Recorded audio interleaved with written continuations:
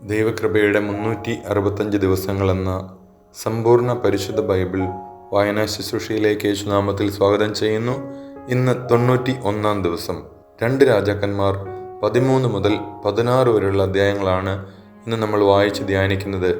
എലീശ പ്രവാചകന്റെ മരണവും ഇസ്രായേലിലെ രാജാക്കന്മാരെക്കുറിച്ചും എല്ലാം ഈ വചനഭാഗങ്ങളിൽ നമ്മൾ വായിക്കുന്നു. പരിശുദ്ധാത്മാവിൻ്റെ നിറവിൽ, പ്രത്യേകിച്ചും എലീശ പ്രവാചകന്റെ വലിയ മധ്യസ്ഥത്തിൽ ഈ വചനഭാവം വായിച്ച് ആത്മാവിൽ നിറയാൻ ദൈവം നമ്മളെല്ലാവരെയും അനുഗ്രഹിക്കട്ടെ. ഈശംശിഹായ്ക്ക് സ്തുതിയായിരിക്കട്ടെ. രാജാക്കന്മാരുടെ 2-ാം പുസ്തകം 13-ാം അധ്യായം. യഹോവാഹാസ് ഇസ്രായേൽ രാജാവ്. യൂദാ രാജാവായ അഹസ്യായുടെ പുത്രൻ യോവാഷിന്റെ 23-ാം ഭരണവർഷം യേഹുവിന്റെ മകൻ യഹോവാഹാസ് സമരിയായിൽ ഇസ്രായേലിന്റെ ഭരണമേറ്റു. അവൻ 17 വർഷം ഭരിച്ചു. അവൻ കർത്താവിന്റെ മുൻപിൽ തിന്മ പ്രവർത്തിക്കുകയും നെബാത്തിന്റെ പുത്രൻ ജെറോബോവാം ഇസ്രായേലിനെ കൊണ്ട് ചെയ്യിച്ച പാപങ്ങളിൽ ചരിക്കുകയും ചെയ്തു. കർത്താവിന്റെ കോപം ഇസ്രായേലിനെതിരെ ജ്വലിച്ചു. അവിടുന്ന് അവരെ സിറിയ രാജാവായ ഹസായേലിന്റെയും പുത്രൻ ബെൻഹദാദിന്റെയും കൈകളിൽ തുടർച്ചയായി ഏൽപ്പിച്ചു കൊടുത്തു. അപ്പോൾ യഹോവാഹാസ് കർത്താവിനോട് യാചിച്ചു. അവിടുന്ന് കരുണ കാണിച്ചു. സിറിയ രാജാവ് ഇസ്രായേലിനെ ദ്രോഹിച്ചത് അവിടുന്ന് കണ്ടു. കർത്താവ് ഇസ്രായേലിന് ഒരു രക്ഷകനെ നൽകി. അവർ സിറിയക്കാരുടെ കയ്യിൽ നിന്ന് മോചനം നേടി. ഇസ്രായേൽ ജനം മുൻപിലത്തെ പോലെ സ്വഭവനങ്ങളിൽ വസിച്ചു. എങ്കിലും ഇസ്രായേൽ ജെറോബോവാം തങ്ങളെക്കൊണ്ട് ചെയ്യിച്ച പാപങ്ങളിൽ നിന്ന് പിന്മാറാതെ അവയിൽ മുഴുകി. സമരിയായിൽ അശേര പ്രതിഷ്ഠ നിലനിന്നു. സിറിയ രാജാവ് നശിപ്പിച്ച് മെതിക്കളത്തിലെ ധൂളി പോലെ ആക്കിയതിനാൽ യഹോവാഹാസിന്റെ സൈന്യത്തിൽ 50-ലേറെ അശ്വഭടന്മാരോ 10-ലധികം രഥങ്ങളോ 10,000-മേൽ കാലാൾപ്പടയോ അവശേഷിച്ചില്ല. യഹോവാഹാസിന്റെ മറ്റു പ്രവർത്തനങ്ങളും അവന്റെ ശക്തിപ്രഭാവവും ഇസ്രായേൽ രാജാക്കന്മാരുടെ ദിനവൃത്താന്തത്തിൽ രേഖപ്പെടുത്തിയിട്ടുണ്ടല്ലോ. യഹോവാഹാസ് പിതാക്കന്മാരോട് ചേർന്നു സമരിയായിൽ സംസ്കരിക്കപ്പെട്ടു. അവന്റെ പുത്രൻ യഹോവാഷ് രാജാവായി. യഹോവാഷ് ഇസ്രായേൽ രാജാവ്. യൂദാ രാജാവായ യോവാഷിന്റെ 37-ാം ഭരണവർഷം യഹോവാഹാസിന്റെ മകൻ യഹോവാഷ് സമരിയായിൽ ഇസ്രായേലിന്റെ രാജാവായി. അവൻ 16 കൊല്ലം ഭരിച്ചു. അവനും കർത്താവിന്റെ മുൻപിൽ തിന്മ പ്രവർത്തിച്ചു. നെബാത്തിന്റെ പുത്രൻ ജെറോബോവാം ഇസ്രായേലിനെ കൊണ്ട് ചെയ്യിച്ച പാപങ്ങളിൽ അവൻ ചരിച്ചു. യഹോവാഷിന്റെ പ്രവർത്തനങ്ങളും യൂദാ രാജാവായ അമസിയായോട് ചെയ്ത യുദ്ധത്തിൽ പ്രകടിപ്പിച്ച ശക്തിപ്രഭാവവും ഇസ്രായേൽ രാജാക്കന്മാരുടെ ദിനവൃത്താന്തത്തിൽ രേഖപ്പെടുത്തിയിട്ടുണ്ടല്ലോ. യഹോവാഷ് പിതാക്കന്മാരോട് ചേർന്നു. ജെറോബോവാം സിംഹാസനാരൂഢനായി.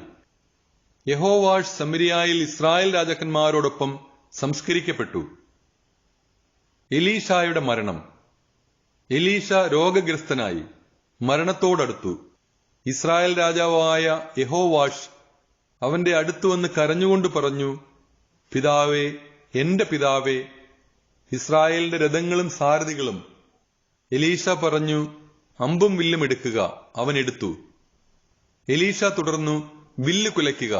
അവൻ വില്ല് കുലച്ചു. രാജാവിന്റെ കൈകളിന്മേൽ കൈകൾ വെച്ചുകൊണ്ട് എലീശ പറഞ്ഞു, കിഴക്കോട്ടുള്ള കിളിവാതിൽ തുറക്കുക. അവൻ തുറന്നു. എലീശ പറഞ്ഞു, എയ്യുക. അവൻ എയ്തു. അപ്പോൾ എലീശ പറഞ്ഞു, കർത്താവിന്റെ വിജയാസ്ത്രം, സിറിയക്കെതിരായുള്ള വിജയാസ്ത്രം. അഫേക്കിൽ വെച്ച് സിറിയയുമായി യുദ്ധം ചെയ്ത് നീ അവരെ നശിപ്പിക്കും. അവൻ തുടർന്നു, അമ്പുകൾ എടുക്കുക. അവൻ എടുത്തു. അവൻ രാജാവിനോട് പറഞ്ഞു, അമ്പുകൾ നിലത്ത് അടിക്കുക. അവൻ 3 പ്രാവശ്യം അടിച്ചു നിർത്തി. ദൈവപുരുഷൻ കുപിതനായി പറഞ്ഞു, നീ 5ഓ 6ഓ പ്രാവശ്യം അടിക്കേണ്ടതായിരുന്നു. അങ്ങനെ ചെയ്തിരുന്നെങ്കിൽ സിറിയയെ നീ നിശേഷം നശിപ്പിക്കുമായിരുന്നു. ഇനി 3 പ്രാവശ്യമേ നീ സിറിയയെ തോൽപ്പിക്കുകയുള്ളൂ. എലീശ മരിച്ചു. അവർ അവനെ സംസ്കരിച്ചു. വസന്തകാലത്ത് മോവാബ്യർ കൂട്ടമായി വന്ന് ദേശം ആക്രമിച്ചു. ഒരുവനെ സംസ്കരിക്കാൻ കൊണ്ടുപോകുമ്പോൾ അക്രമി സംഘത്തെ കണ്ടവർ ജഡം എലീശായുടെ കല്ലറയിലേക്കെറിഞ്ഞു. എലീശായുടെ അസ്ഥികളെ സ്പർശിച്ചപ്പോൾ ജഡം ജീവൻ പ്രാപിച്ച് എഴുന്നേറ്റ് നിന്നു. യഹോവാഹാസിന്റെ കാലം മുഴുവൻ സിറിയ രാജാവായ ഹസായേൽ ഇസ്രായേലിനെ പീഡിപ്പിച്ചു. അബ്രാഹത്തിനോടും ഇസഹാക്കിനോടും യാക്കോബിനോടും ചെയ്ത ഉടമ്പടി അനുസരിച്ച് കർത്താവ് ഇസ്രായേലിനെ കരുണയോടെ കടാക്ഷിച്ചു, അവരെ നശിപ്പിച്ചില്ല. അവിടുത്തെ മുൻപിൽ നിന്ന് അവരെ ഇന്നോളം തള്ളിക്കളഞ്ഞിട്ടുമില്ല. സിറിയ രാജാവായ ഹസായേൽ മരിച്ചപ്പോൾ പുത്രൻ ബെൻഹദാദ് രാജാവായി.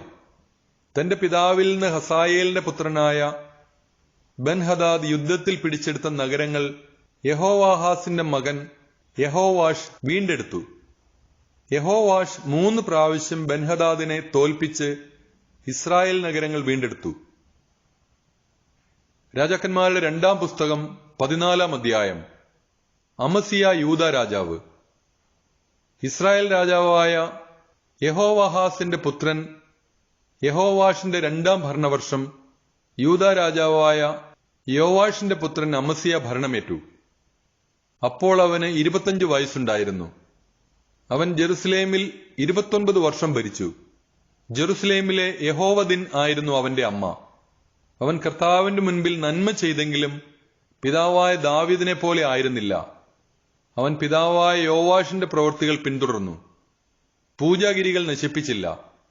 ജനം അവയിൽ ബലികളും ധൂപാർച്ചനയും തുടർന്നു. രാജാധികാരം ഉറച്ചയുടനെ അവൻ തന്റെ പിതാവിനെ നിഗ്രഹിച്ച ഭൃത്യന്മാരെ വധിച്ചു. എന്നാൽ അവൻ ആ ഘാതകരുടെ മക്കളെ കൊന്നില്ല. മോശയുടെ നിയമഗ്രന്ഥത്തിൽ എഴുതിയിരുന്നതനുസരിച്ചാണിത്. അതിൽ കർത്താവ് അരുളി ചെയ്തിരിക്കുന്നു, മക്കളുടെ തെറ്റിന് പിതാക്കന്മാരോ പിതാക്കന്മാരുടെ തെറ്റിന് മക്കളോ വധിക്കപ്പെടരുത്. വധിക്കപ്പെടുന്നത് ഓരോരുത്തരുടെയും പാപത്തിന് ശിക്ഷയായിട്ടായിരിക്കണം. അവൻ 10,000 ഏദോമ്യരെ ഉപ്പു താഴ്വരയിൽ വെച്ച് കൊല്ലുകയും മിന്നലാക്രമണത്തിലൂടെ സേല പിടിച്ചെടുക്കുകയും ചെയ്തു. അത് ഇന്നും യോക്തേൽ എന്ന് അറിയപ്പെടുന്നു. അനന്തരം അമസിയ യേഹുവിന്റെ പൗത്രനും യഹോവാസിന്റെ പുത്രനും ഇസ്രായേൽ രാജാവുമായ യഹോവാഷിനെ കൂടിക്കാഴ്ചയ്ക്ക് ദൂതന്മാരെ അയച്ചു ക്ഷണിച്ചു. ഇസ്രായേൽ രാജാവായ യഹോവാഷ് യൂദാ രാജാവായ അമസിയായ്ക്ക് ഈ സന്ദേശമയച്ചു: ലെബനോനിലെ ഒരു മുൾച്ചെടി ലെബനോനിലെ കാരകിലിനോട് ഇങ്ങനെ പറഞ്ഞയച്ചു: നിന്റെ പുത്രിയെ എന്റെ പുത്രന് ഭാര്യയായി നൽകുക. ലെബനോനിലെ ഒരു വന്യമൃഗം ആ വഴി വന്ന് മുൾച്ചെടിയെ ചവിട്ടിത്തേച്ച് കളഞ്ഞു. നീ ഏദോമിനെ തകർത്തു, അതിൽ നീ അഹങ്കരിക്കുന്നു. കിട്ടിയ പ്രശസ്തിയും കൊണ്ട് അടങ്ങിക്കഴിയുക. നിനക്കും യൂദായ്ക്കും എന്തിനു നാശം വിളിച്ചു വരുത്തുന്നു? എന്നാൽ അമസിയ കൂട്ടാക്കിയില്ല. അതിനാൽ ഇസ്രായേൽ രാജാവായ യഹോവാഷ് യുദ്ധത്തിന് പുറപ്പെട്ടു. യൂദായിലെ ബത്ത്ശേമെശിൽ വെച്ച് അവർ ഏറ്റുമുട്ടി. യൂദാ തോറ്റോടി. ഇസ്രായേൽ രാജാവായ യഹോവാഷ് ബത്ത്ശേമെശിൽ വെച്ച് അഹസ്യായുടെ പൗത്രനും യോവാഷിന്റെ പുത്രനും യൂദാ രാജാവുമായ അമസ്യായെ ബന്ധിച്ച് ജെറുസലേമിൽ കൊണ്ടുവന്നു. ജെറുസലേം മതിൽ എഫ്രായിം കവാടം മുതൽ കോൺ കവാടം വരെ 400 മുഴം ഇടിച്ചു തകർത്തു. അവൻ ദേവാലയത്തിലെയും രാജഭണ്ഡാരത്തിലെയും സ്വർണവും വെള്ളിയും പാത്രങ്ങളും കൊള്ളയടിച്ചു. തടവുകാരെയും സമരിയായിലേക്ക് കൊണ്ടുപോയി. യഹോവാഷിന്റെ മറ്റു പ്രവർത്തനങ്ങളും ശക്തിപ്രാപവും യൂദാ രാജാവായ അമസിയോട് ചെയ്ത യുദ്ധവും ഇസ്രായേൽ രാജാക്കളുടെ ദിനവൃത്താന്തത്തിൽ രേഖപ്പെടുത്തിയിട്ടുണ്ടല്ലോ. യഹോവാഷ് പിതാക്കന്മാരോട് ചേർന്നു. ഇസ്രായേൽ രാജാക്കന്മാരോടൊപ്പം സമരിയായിൽ സംസ്കരിക്കപ്പെട്ടു. പുത്രൻ ജെറോബോവാം ഭരണമേറ്റു. യൂദാ രാജാവായ യോവാഷിന്റെ പുത്രൻ അമസിയ ഇസ്രായേൽ രാജാവായ യഹോവാഹാസിന്റെ പുത്രൻ യഹോവാഷിന്റെ മരണത്തിന് ശേഷം 15 കൊല്ലം ജീവിച്ചു. അമസിയായുടെ മറ്റു പ്രവർത്തനങ്ങൾ യൂദാ രാജാക്കന്മാരുടെ ദിനവൃത്താന്തത്തിൽ രേഖപ്പെടുത്തിയിട്ടുണ്ടല്ലോ. ജെറുസലേമിൽ തനിക്കെതിരെ ഗൂഢാലോചന നടക്കുന്നതറിഞ്ഞ് അവൻ ലാക്കീഷിലേക്ക് പലായനം ചെയ്തു. അവർ അവനെ അനുധാവനം ചെയ്ത് ലാക്കീഷിൽ വെച്ച് വധിച്ചു. അവർ അവനെ കുതിരപ്പുറത്തു കൊണ്ടുവന്ന് ദാവീദിന്റെ നഗരമായ ജെറുസലേമിൽ പിതാക്കന്മാരോടൊപ്പം സംസ്കരിച്ചു. അനന്തരം യൂദാ നിവാസികൾ 16 വയസ്സുള്ള അസ്രിയ രാജകുമാരനെ പിതാവായ അമസിയായുടെ സ്ഥാനത്ത് അവരോധിച്ചു. പിതാവിന്റെ മരണത്തിനു ശേഷം അസറിയ ഏലാത്ത് വീണ്ടെടുത്ത് പുതുക്കിപ്പണിതു. ജെറോബോവാം 2 ഇസ്രായേൽ രാജാവ്. യൂദ രാജാവായ യോവാഷിന്റെ പുത്രൻ അമസ്യായുടെ 15-ാം ഭരണവർഷം ഇസ്രായേൽ രാജാവായ യഹോവാഷിന്റെ പുത്രൻ ജെറോബോവാം സമരിയായിൽ ഭരണം തുടങ്ങി. അവൻ 41 വർഷം ഭരിച്ചു. അവൻ കർത്താവിന്റെ ദൃഷ്ടിയിൽ തിന്മ പ്രവർത്തിച്ചു. നെബാത്തിന്റെ പുത്രനായ ജെറോബോവാം ഇസ്രായേലിനെ കൊണ്ട് ചെയ്യിച്ച പാപങ്ങളിൽ നിന്ന് അവൻ പിന്തിരിഞ്ഞില്ല. അവൻ ഇസ്രായേലിന്റെ അതിർത്തി ഹമാത്ത് കവാടം മുതൽ അരാബ കടൽ വരെ പുനഃസ്ഥാപിച്ചു.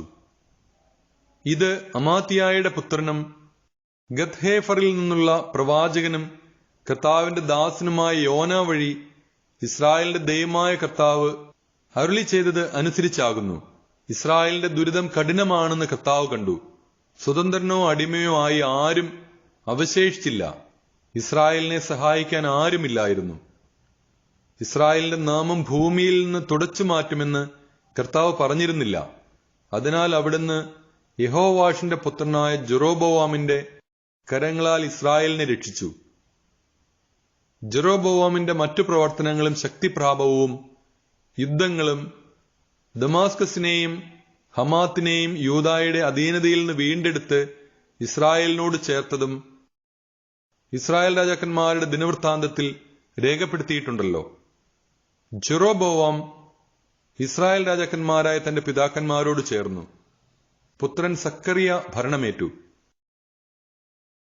രാജാക്കന്മാരുടെ 2-ാം പുസ്തകം 15-ാം അധ്യായം. അസറിയ യൂദ രാജാവ്. ഇസ്രായേൽ രാജാവായ ജെറോബോവാമിന്റെ 27-ാം ഭരണവർഷം യൂദ രാജാവായ അമസ്യായുടെ പുത്രൻ അസറിയ ഭരണമേറ്റു. അപ്പോൾ അവന് 16 വയസ്സായിരുന്നു. അവൻ ജെറുസലേമിൽ 52 വർഷം ഭരിച്ചു. ജെറുസലേമിലെ യക്കോലിയ ആയിരുന്നു അവന്റെ അമ്മ. അവൻ പിതാവായ അമസ്യായെപ്പോലെ കർത്താവിന്റെ മുൻപിൽ നീതിപൂർവം വർത്തിച്ചു. എങ്കിലും പൂജാഗിരികൾ നശിപ്പിച്ചില്ല. ജനം അവയിൽ ബലികളും ധൂപവും അർപ്പിച്ചു പോന്നു. കർത്താവ് രാജാവിനെ ശിക്ഷിച്ചു. അവൻ കുഷ്ഠരോഗിയായി.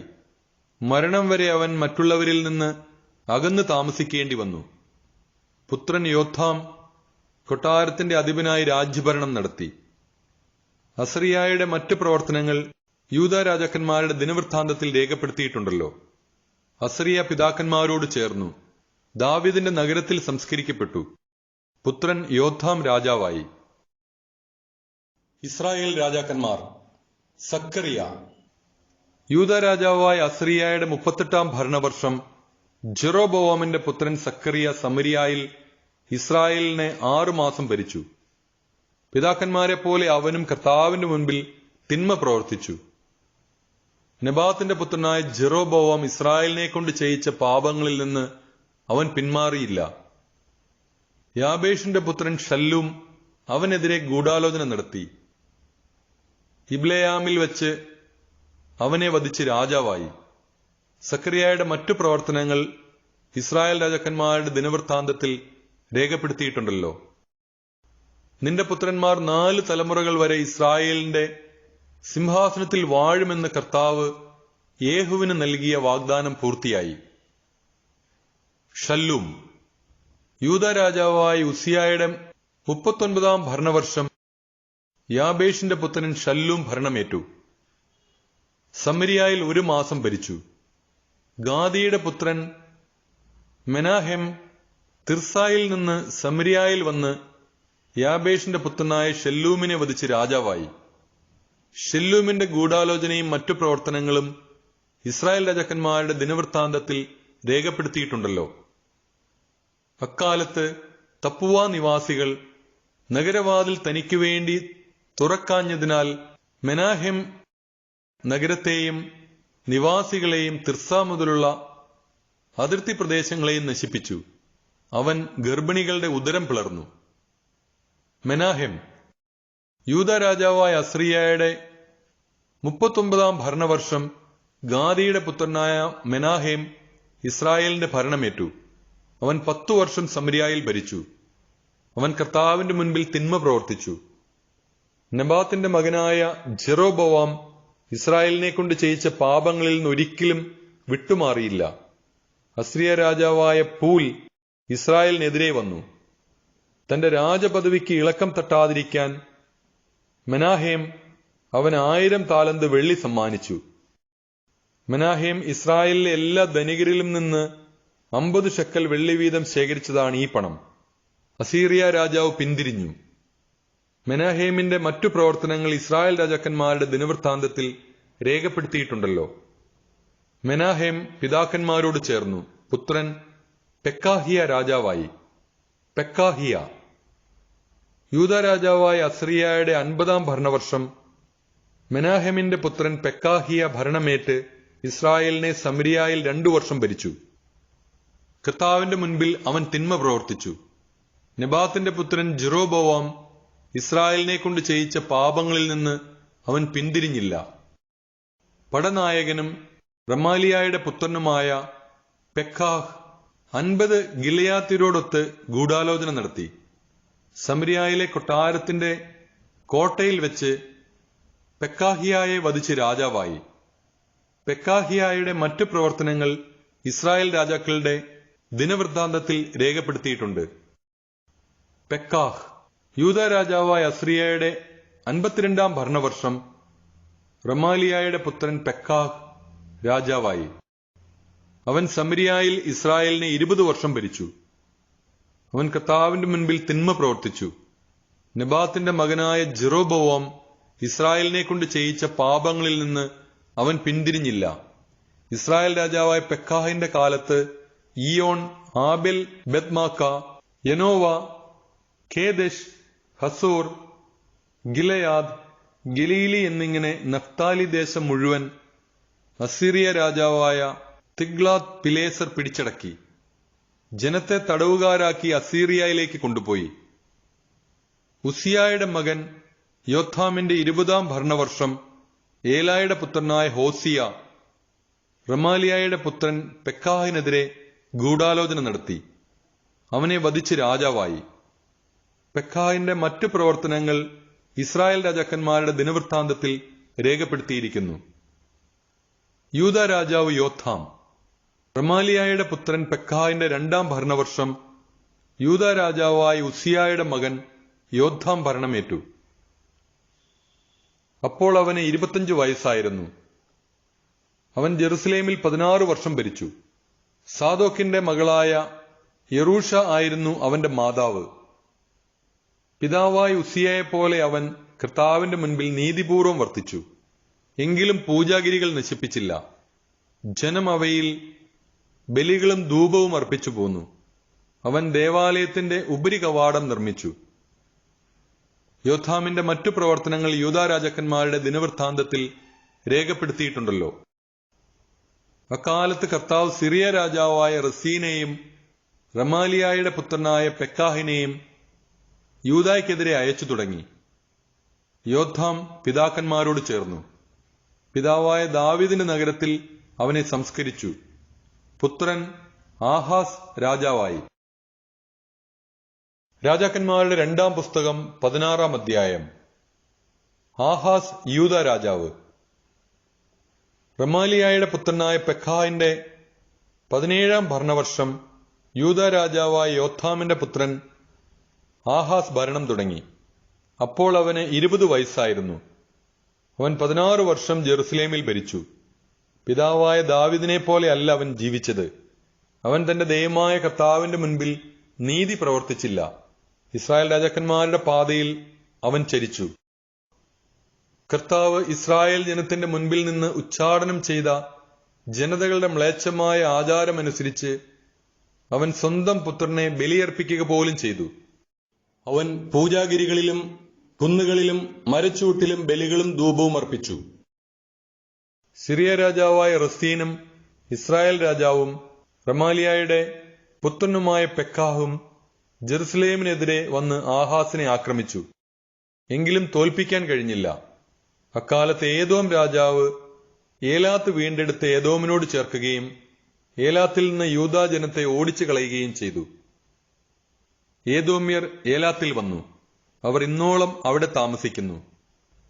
ആഹാസ് ദൂതന്മാരെ അയച്ച് അസീറിയ രാജാവായ തിഗ്ലാത്ത് പിലേസറിനെ അറിയിച്ചു, ഞാൻ അങ്ങയുടെ ദാസനും പുത്രനുമാണ്. എന്നെ ആക്രമിക്കുന്ന സിറിയ രാജാവിന്റെയും ഇസ്രായേൽ രാജാവിന്റെയും കൈകളിൽ നിന്ന് അങ്ങ് എന്നെ രക്ഷിക്കണം. ആഹാസ് ദേവാലയത്തിലെ സ്വർണവും വെള്ളിയും കൊട്ടാരത്തിലെ നിധികളും അസിറിയ രാജാവിന് സമ്മാനമായി അയച്ചു. അസിറിയ രാജാവ് അപേക്ഷ സ്വീകരിച്ചു. അവൻ ചെന്ന് ദമാസ്കസ് കീഴടക്കി. നിവാസികളെ ബന്ധിച്ച് കീറിലേക്ക് കൊണ്ടുപോയി റസീനെ കൊല്ലുകയും ചെയ്തു. ആഹാസ് രാജാവ് അസീറിയ രാജാവായ തിഗ്ലാത് പിലേസറിനെ സന്ദർശിക്കാൻ ദമാസ്കസിൽ ചെന്നപ്പോൾ അവിടുത്തെ ബലിപീഠം കണ്ടു. ആഹാസ് രാജാവ് പുരോഹിതൻ ഊറിയായ്ക്ക് ബലിപീഠത്തിന്റെ വിശദാംശങ്ങൾ ഉൾക്കൊള്ളുന്ന മാതൃകയും അളവുകളും കൊടുത്തയച്ചു. ആഹാസ് രാജാവ് ദമാസ്കസിൽ നിന്ന് തിരിച്ചെത്തുന്നതിനു മുമ്പ് അവൻ കൊടുത്തയച്ച മാതൃകയിൽ പുരോഹിതൻ ഊറിയ ബലിപീഠം നിർമ്മിച്ചു. ദമാസ്കസിൽ നിന്ന് വന്നപ്പോൾ രാജാവ് ബലിപീഠം നോക്കിക്കണ്ടു. അവൻ അതിന്മേൽ ദഹനബലിയും ധാന്യബലിയും പാനീയ ബലിയും സമാധാന ബലിയുടെ രക്തവും അർപ്പിച്ചു. അവൻ കർത്താവിന്റെ മുൻപിലുണ്ടായിരുന്ന ഓടുകൊണ്ടുള്ള ബലിപീഠം ദേവാലയത്തിന്റെയും ബലിപീഠത്തിന്റെയും മധ്യേ നിന്ന് മാറ്റി ബലിപീഠത്തിന് വടക്കുവശത്ത് സ്ഥാപിച്ചു.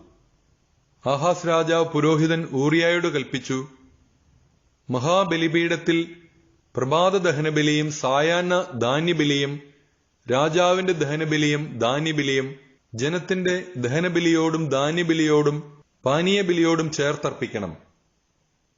ദഹനബലിയുടെയും മറ്റു ബലികളുടെയും രക്തം അതിന്മേൽ തളിക്കണം. ഓട്ടുബലിപീഠം എനിക്ക് ഉപദേശമാരായനാണ്. ആഹാസ് കൽപ്പിച്ചതുപോലെ അവൻ പ്രവർത്തിച്ചു. രാജാവ് പീഠങ്ങളുടെ ചട്ടം മുറിച്ച് മാറ്റുകയും ക്ഷാളനപാത്രം നീക്കം ചെയ്യുകയും ഓട്ടുകാളകൾ താങ്ങുന്ന ജലസംഭരണി അവിടെ നിന്ന് എടുത്ത് കല്ലിൽ തീർത്ത പീഠത്തിന്മേൽ സ്ഥാപിക്കുകയും ചെയ്തു. സാപത്തിൽ ഉപയോഗിക്കാൻ കൊട്ടാരത്തിൽ നിർമ്മിച്ചിരുന്ന മേൽപ്പുരയുള്ള വഴിയും രാജാവിന് ദേവാലയത്തിലേക്ക് വരാനുള്ള ബാഹ്യ കവാടവും അസീറിയ രാജാവിനെ പ്രീതിപ്പെടുത്താൻ വേണ്ടി അവൻ നീക്കം ചെയ്തു. ആഹാബിന്റെ മറ്റു പ്രവർത്തനങ്ങൾ യൂദാ രാജാക്കന്മാരുടെ ദിനവൃത്താന്തത്തിൽ രേഖപ്പെടുത്തിയിട്ടുണ്ടല്ലോ. ആഹാസ് പിതാക്കന്മാരോട് ചേർന്നു. ദാവീദിന്റെ നഗരത്തിൽ അവരോടൊപ്പം സംസ്കരിക്കപ്പെട്ടു. പുത്രൻ ഹെസക്കിയ രാജാവായി.